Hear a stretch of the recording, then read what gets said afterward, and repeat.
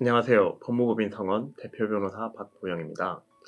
저희 법인에서는 일상생활 속에서 많은 분들이 궁금해하시는 법적 이슈와 그 해결을 위한 법률 정보를 객관적이고 정확하게 전달하고자 방송을 시작하게 되었습니다. 많은 도움이 되시길 바랍니다.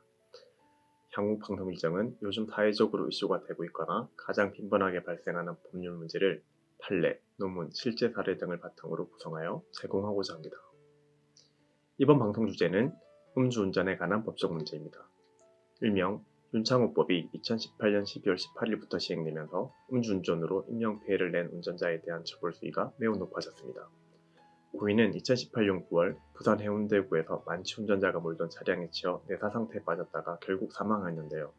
이를 계기로 특정 범죄 가중처벌 등에 관한 법률 제5조의 11, 도로교통법 제148조 2 등 음주운전 관련 처벌 법규의 법정형이 상향되었습니다.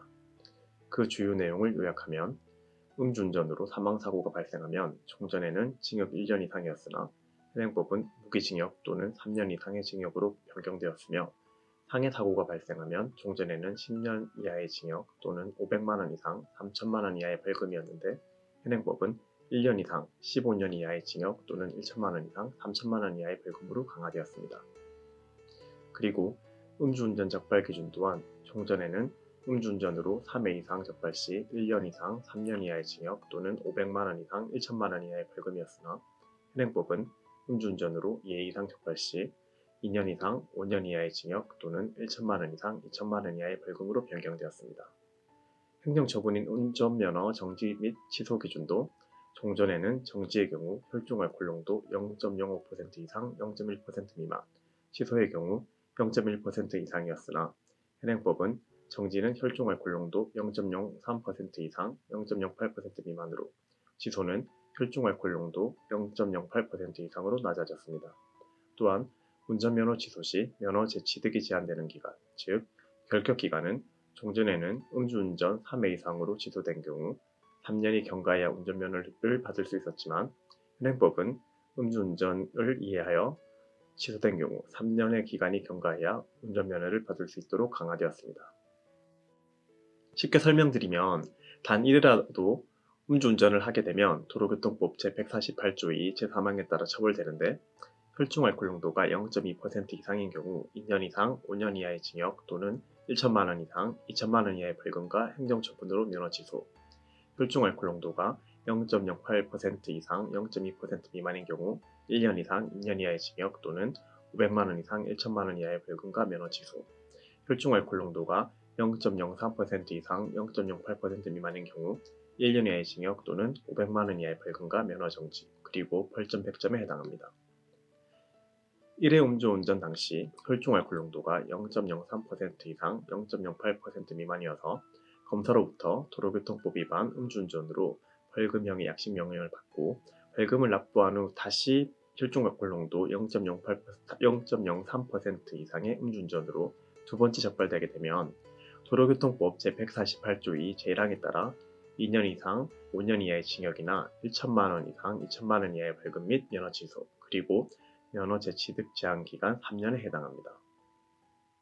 현재 재판실무상 음주운전에 대한 법원의 양형 기준은 별도로 설정되어 있지 않습니다. 다만 최근에는 특별한 사정이 없는 한 대부분 검찰의 약식명령 청구에 따라 감경 없이 약식명령이 발령되는 것으로 보입니다.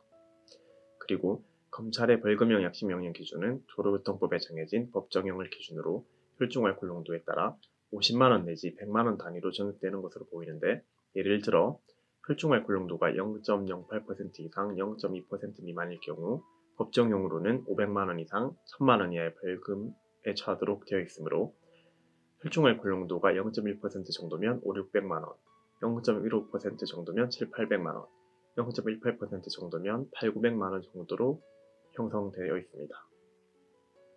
다만 모든 사안의 경우 이런 것은 아니고 개인의 음주운전 전력, 음주운전 경위, 교통사고 여부 등에 따라 달라질 수 있습니다. 그리고 음주운전의 경우 검사가 법정형보다 낮게 약식명령 청구를 하는 경우는 드물지만 이른바 속취운전의 경우, 즉 전날 밤에 마신 술이 덜 깬 상태에서 아침에 운전을 하다가 적발되는 경우에는 동일한 혈중 알코올 농도의 구약식 기준보다 절반 정도 감경해서 약식명령을 청구하는 경우가 많습니다. 예를 들어 혈중알코올농도 0.08%에 해당하여 통상적으로는 500만 원의 구역식을 할 사안이라면 250만 원 내지 300만 원을 구역식하고 있습니다. 최근 제가 담당한 창원지방법원 2019 구단 2980 도로교통법 위반 음주운전 사건의 경우 피고인은 2012년 3월 도로교통법 위반 음주운전죄로 벌금 300만 원의 약식명령을, 2016년 1월 같은 죄로 벌금 250만 원의 약식명령을 받고 2019년 9월 혈중알코올농도 0.078 상태에서 세 번째 음주운전을 하여 기소가 되었습니다. 이 사건의 경우 세 번째 음주운전이라 약식명령이 아닌 정식 기소가 되어 재판을 진행하였는데 속치운전 사건임이 참작되어 세 번째 음주운전 사건임에도 벌금 1,000만 원으로 확정된 사례가 있습니다.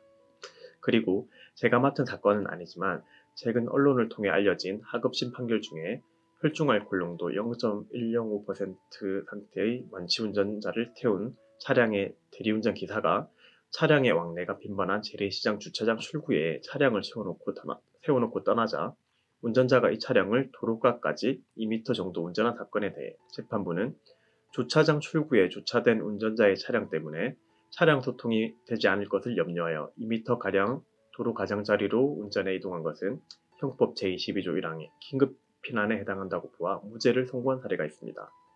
이 사건은 자기 또는 다른 사람에 대한 위난을 피하기 위한 위난 행위, 즉 긴급 피난에 상당한 이유가 있어 처벌하지 아니한 경우인데 음주운전자에 대한 매우 이례적으로 위법성 조각사유인 긴급 피난을 인정한 사건입니다. 오늘은 여기까지 음주운전에 관한 이슈를 간단히 다뤄보았습니다. 다음 시간에는 음주운전으로 면허 정지 또는 취소되는 경우 구제 방안이 있는지와 음주운전에 관한 중요한 팁을 전달해 드리도록 하겠습니다. 감사합니다.